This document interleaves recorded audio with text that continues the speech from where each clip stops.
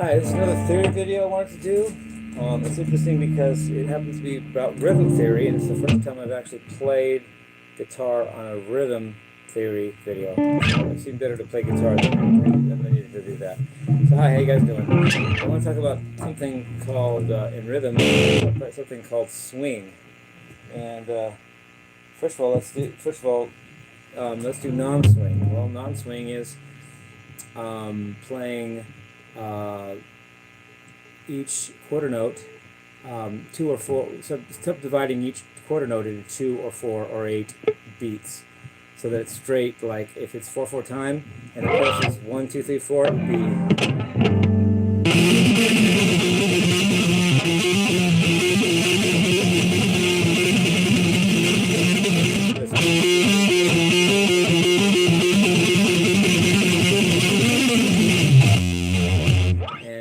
Or slower with rhythm thing. If it's 4/4 time, it would be let's say 8 notes.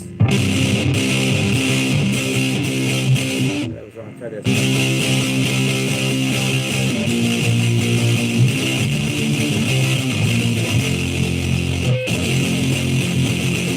Or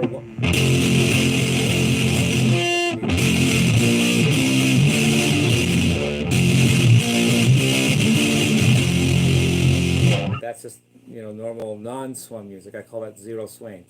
But then there's, when you have swing, you have 3 subdivisions per beat, and therefore you can tie either the first 2 together as one note, and then the third triplet by itself, and that would be that would sound like, first of all, the triplets without tying anything together would be this.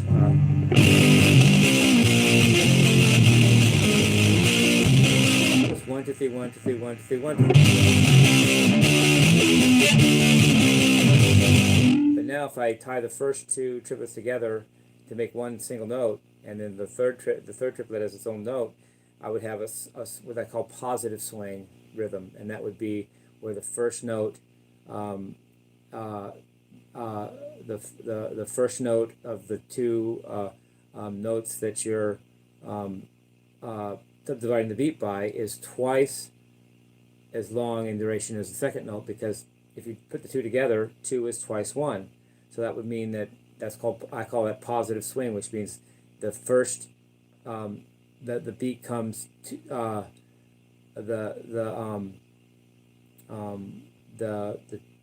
do I say this?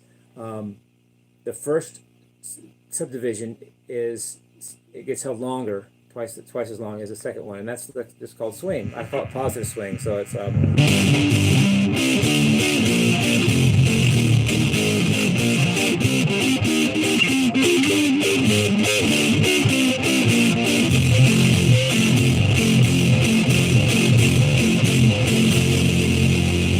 for lead it would be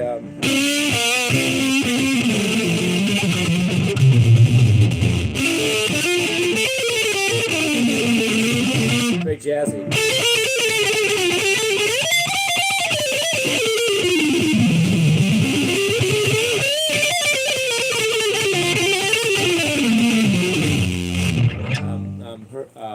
Louis Armstrong said if it ain't got the swing, it doesn't mean a thing of one of his songs. But this is the interesting part about this video, that I invented something myself called negative swing. What do you guys think that is? Well, that's still triplet feel. That's when you tie the second 2 triplets together as one note, and then the first triplet by itself. So that would mean that the first note is half as long as the second note. So instead of the first long note being a subdivision note to be twice as long as the second one, it's actually half as long. And I call that negative swing. It doesn't, and I invented that term because no one seems to have documented that you can actually do swing in the opposite direction. You can do straight 8ths, or you can do the swung 8ths, the positive swing 8ths. But now I'm going to show you what negative swing sounds like. So the first subdivided beat is half as long as the second one. So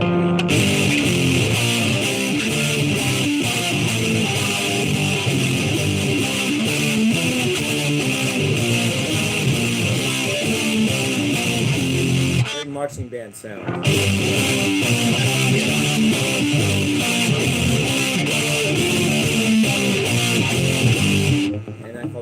swing, because it's, instead of the first note being twice as long as the second note, it's still a triplet feel. The first note is half as long as the second note, but though it's still a triplet feel. So I have three kinds of swing I like to call. I have zero swing, which is straight eighths, or 16ths. And there's positive swing, which is, you know,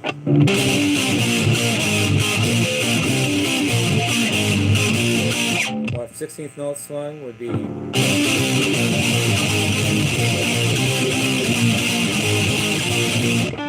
actually 6 subdivisions per beat, but the first two are taken as a triplet, and the second two are taken as a triplet. So if you actually have two swung 16ths.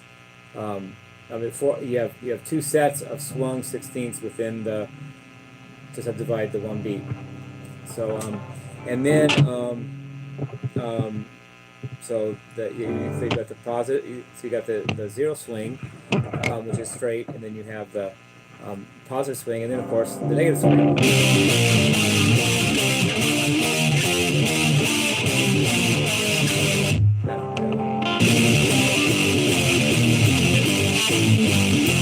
A lot of songs end that way. You know, I see songs like "Sunshine of Your Love" by Cream, when it goes.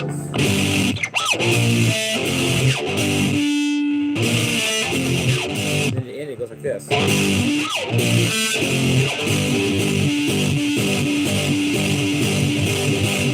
Negative swing. So I coined that little term, so don't forget, just because it's only in the book, the positive swing is the only thing in the books, don't forget that you can, in theory, you can do it, you know, the other way too. So the three types of swing: zero swing, which is straight notes; positive swing, which is the first note of the two note set is twice as long as the second note; and then negative swing, where the first note of the set of notes that is half as long as the second note. Okay, so hope you guys enjoyed this. I want to make a comment on my last video that I did, the Jim Neighbors Christmas thing. I don't consider myself a Christian, but I put that Jim Neighbors thing on because I was raised in, I heard Christmas songs all my life growing up, and I've never done one on my videos, and that was a cool one by Jim Neighbors. So have a great day, guys. Talk to you later. Bye-bye.